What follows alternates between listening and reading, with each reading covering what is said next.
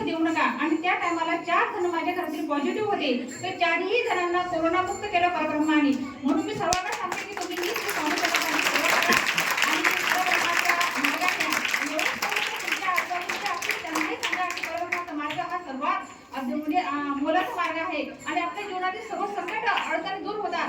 हे मी सर्वांना सांगते. श्री स्वामी समर्थ. वहिनींनी केलं केंद्रामधली सेवा. त्यांच्या घरासमोर केंद्र आहे शिंदाडला आणि पहिल्यापासून आमच्या मावशी असतील आणि त्यांची पूर्ण फॅमिली असेल, तात्या असतील आमचे, या सर्वांनी पहिल्यापासून केंद्राच्या सर्व सेवेत हिरारीने भाग घेतला.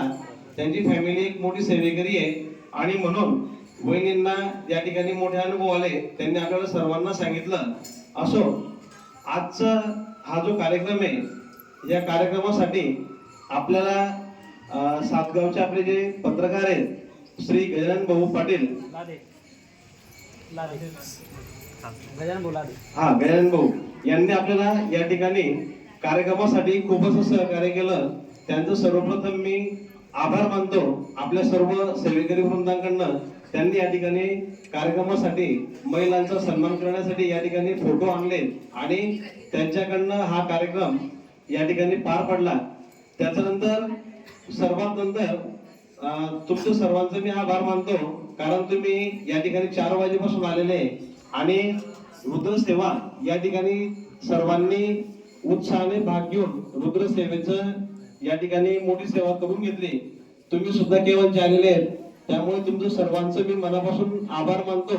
आणि माझ्या गावामध्ये या ज्या महिला सेवेकरी किंवा मुली सर्व काकू मावश्या मान्या सर्व आलेले आहेत, यांना सुद्धा शब्दसुमनांनी मी या ठिकाणी महिला दिनानिमित्त खूप खूप शुभेच्छा देतो आणि सर्वांचा आभार मानतो.